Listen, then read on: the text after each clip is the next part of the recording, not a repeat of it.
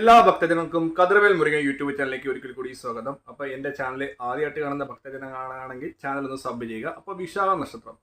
അപ്പോൾ വിശാഖ നക്ഷത്രക്കാർ കുറേ ദിവസങ്ങളായി അല്ലെങ്കിൽ കുറേ അവർക്കുള്ളൊരു പ്രശ്നങ്ങളുണ്ട്. ശത്രുദോഷത്തിന് ഒരു പരിഹാരം കിട്ടുന്നില്ല. അപ്പോൾ വിശാഖ നക്ഷത്രക്കാർ എന്ന് പറയുമ്പോഴത്തേക്ക് എന്താ പറയുക, പല പല ക്ഷേത്രത്തിൽ പല പല വഴിപാടുകൾ ചെയ്യുന്നു.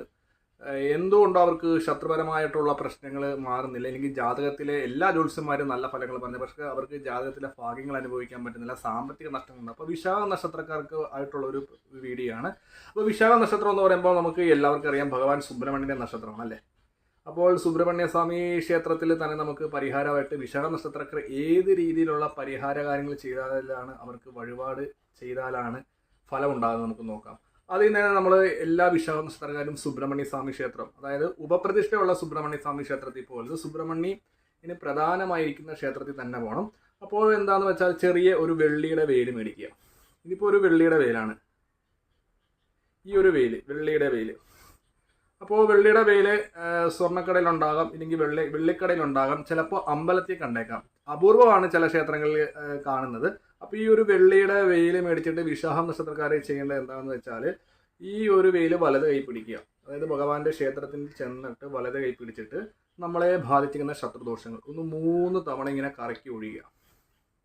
3 തവണ കറക്കി ഒഴിഞ്ഞിട്ട് ഇതിൻ്റെ കൂട്ടത്തിൽ ഭഗവാന് ഒരു റെഡ് കളർ ഒടയാട, അതായത് റെഡ് കളറോ റോസ് കളറോ, അതിൻ്റെ കൂട്ടത്തിൽ ഭഗവാൻ ഇഷ്ടമുള്ള റോസാപ്പൂമാല. അപ്പോൾ ഇത് ഇത്രയും സമർപ്പിച്ച് വൈലാദസ്വാമിയോട് പറയുക, നമ്മളെ ബാധിച്ചേക്കുന്ന ശത്രുദോഷങ്ങൾ, ദൃഷ്ടിദോഷങ്ങൾ, സാമ്പത്തിക തടസ്സങ്ങൾ എല്ലാത്തിനും ഒരു പരിഹാരം കിട്ടുന്നതായിരിക്കും വിശാഖ നക്ഷത്രക്കാർക്ക്. അതായത് ജാതകത്തിലെ ദോഷങ്ങൾ, അതായത് ശനിദോഷമാകട്ടെ, രാഹുകേതുക്കൾ ദോഷമാകട്ടെ, സർപ്പദോഷങ്ങളായിട്ട് ഏതൊരു ദോഷത്തിനും വേല് കൊടുക്കുമ്പോൾ ശത്രുക്കൾ നിഷ്പ്രയാസമാകും. അതായത് ശത്രു നമുക്ക് ഏത് രീതിയിലാണോ ചെയ്ത് വെച്ചേക്കുന്നത്, സുബ്രഹ്മണ്യ സ്വാമിയുടെ അനുഗ്രഹത്താൽ അത് ശത്രുവിന് തന്നെ തിരിച്ചു കിട്ടും. അതുകൊണ്ടാണ് നമ്മൾ വേല് സമർപ്പിക്കുന്നത്, വെള്ളിയുടെ വേലായിരിക്കണം. അപ്പോൾ നമുക്കെതിരെ ആരാണ് ആഭിചാര ദോഷങ്ങൾ, ക്ഷുദ്രാഭിചാര ദോഷങ്ങൾ, നാലാവേദമായിട്ടുള്ള ദോഷങ്ങൾ ചെയ്തതെന്ന് മനസ്സിൽ സങ്കല്പിച്ച് എല്ലാ ദോഷങ്ങളും പ്രാർത്ഥിച്ച് 3 തവണ ഒഴിഞ്ഞ് ഒരു ഒടയാട റോസാപ്പൂ മാല തന്നെ ആയിരിക്കണം. ഒപ്പം തന്നെ എന്ത് വേണം, അതിൻ്റെ കൂട്ടത്തിൽ ഈ ഒരു വെയിൽ വെച്ചിട്ട് വിശാഖം നക്ഷത്രക്കാർ അവരുടെ പ്രശ്നങ്ങൾ പറഞ്ഞു വെക്കുക. അതായത് നമുക്കെതിരെ ഏത് വലിയ ശത്രുവാണെങ്കിലും ഉറപ്പ് 3 ദിവസത്തിനുള്ളിൽ അവൻ വിവരം അറിയുന്നത് വെച്ചാൽ അവൻ ഓൺ ദ സ്പോട്ടിൽ നമുക്ക് കാണിച്ചു ഭഗവാൻ നമുക്ക് കഠിനമായ ശത്രുദോഷങ്ങൾ ചെയ്തു വെച്ചേക്കുന്നത്.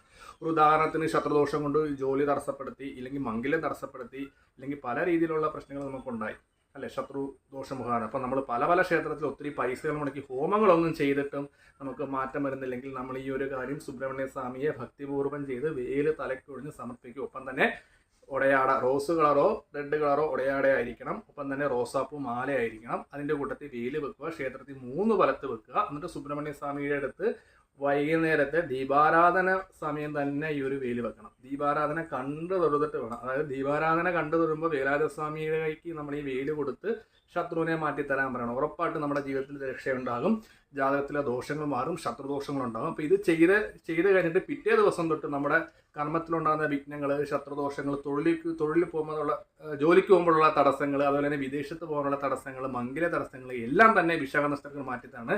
ഒപ്പം തന്നെ ബാക്കിയുള്ള നക്ഷത്രക്കാരും ഇത് ചെയ്യുന്നതുകൊണ്ടും അവർക്കും ഈ പറയുന്ന ഗുണങ്ങളൊക്കെ ലഭിക്കുന്നതാണ്. വിശാഖം എന്ന് പറയുമ്പോൾ വിശാഖ നക്ഷത്രമാണല്ലോ സുബ്രഹ്മണ്യ നക്ഷത്രം, അതാണ് ഞാൻ എടുത്തു പറഞ്ഞത്.